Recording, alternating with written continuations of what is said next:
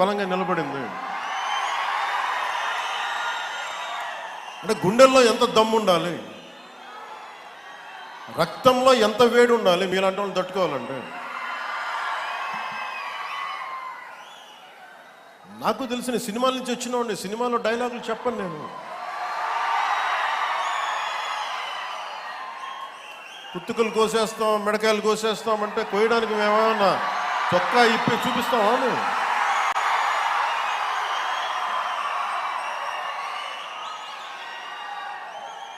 నేను సినిమాలో డైలాగులు చెప్పడానికి కూడా ఇబ్బంది పడతాను. సింహం గడ్డం గీసుకుంది, మేము గడ్డం గీసుకోలేదు.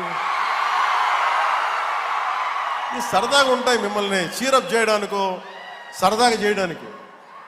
నిజంగా గడ్డం గీసుకుంటే దరిద్రంగా ఉంటుంది. చూడండి, ఆలోచించండి. స్నానం చేయకుండా, మట్టి కొట్టుకుంటా. అంటే ఇవన్నీ ఏంటంటే సినిమాల్లో చెప్పిన డైలాగులు. అవి ఎందుకు చెప్తున్నానంటే సందర్భానుసారంగా చెప్తున్నాను.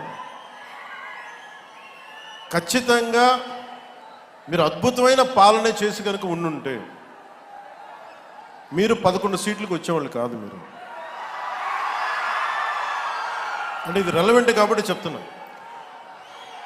ఇది కక్ష తీర్చుకునే ప్రభుత్వం కాదు. ఇది తప్పులు చేస్తే శిక్షించే ప్రభుత్వం ఇది. అలాంటిది అంటే ఇది ఎందుకు చెప్తున్నానంటే మీకు వినండి మళ్ళీ అరవండి.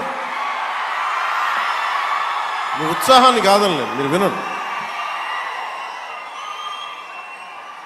అంటే మీరు అరుపులు అరుచుకుంటూ వెళ్ళిపోతున్నారు, వాళ్ళేమో బెదిరిస్తామన్నారు, కోస్తామంటున్నారు.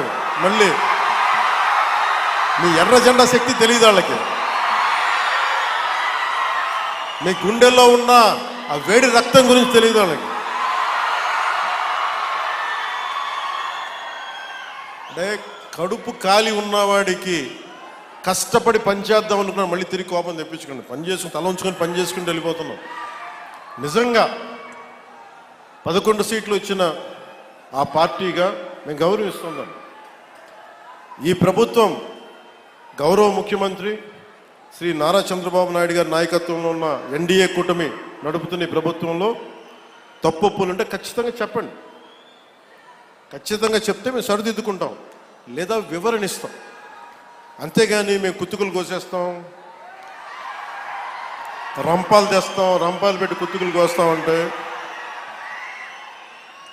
మీకు తెలుసు కదా, అలాంటి వాటికి తాటాకి చప్పుళ్ళకి మేము భయపడం.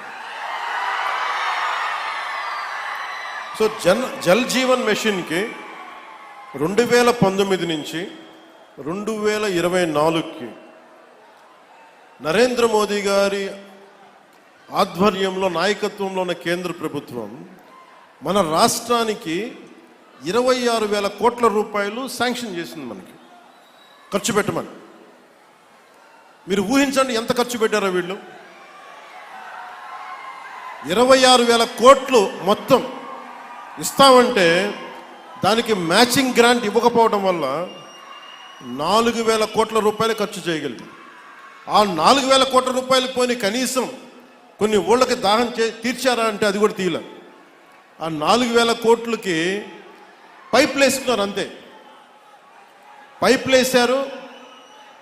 ఇప్పుడు పైపులు వేస్తే వాటర్ సోర్స్ చూపించాలి కదా.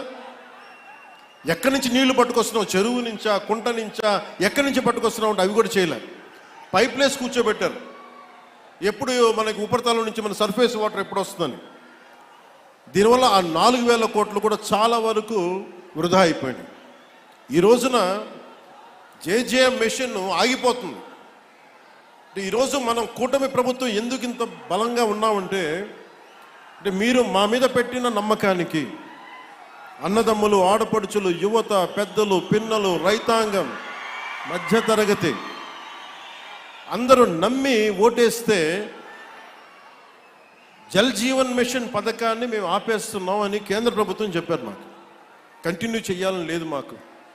ఎందుకంటే నీళ్ళు ఇవ్వడం అనేది స్టేట్ సబ్జెక్ట్. ఇది ఇన్ని రాష్ట్రాల మీద మాకు భారం అయిపోతుంది, మేము ఇవ్వలేమంటే ముందు నేను వెళ్ళి బిఆర్ పాటిల్ గారిని కలిసి, జలశక్తి మినిస్టర్, కేంద్ర మంత్రివర్యులు వారిని కలిసి వివరించాను. సార్ గత ప్రభుత్వంలో 26,000 కోట్లు మీరు ఇస్తే మేము 4,000 కోట్ల గత ప్రభుత్వం ఖర్చు పెట్టింది. అది కూడా ఇంత అవకతవకలుగా. ఈ రోజున కనుక మీరు ఇవ్వకపోతే మాకున్న సమస్యలు విని మన ప్రకాశం జిల్లా వెలుగొండ ప్రాజెక్ట్ దగ్గర నుంచి మన పల్నాడు, అలాగే మనకి అనంతపురం, శ్రీకాకుళం ఎక్కడైతే ఉన్నాయో అన్ని దాదాపు మేజర్గా ఇవి, మిగతా అన్నిటికీ అన్ని ఎక్కడైతే నీటి ఎద్దడి ఎక్కువ ఉందో వీటన్నిటికీ దాదాపు ఒక 83,000 కోట్లు 84,000 కోట్లు అవసరం అవుద్ది. 26,000 కోట్లు కూడా సరిపోదనంటే వాళ్ళు అసలు మేము రూపాయి కూడా ఇచ్చే పరిస్థితిలో లేము, అంత ఇబ్బందుల్లో ఉన్నామంటే కేవలం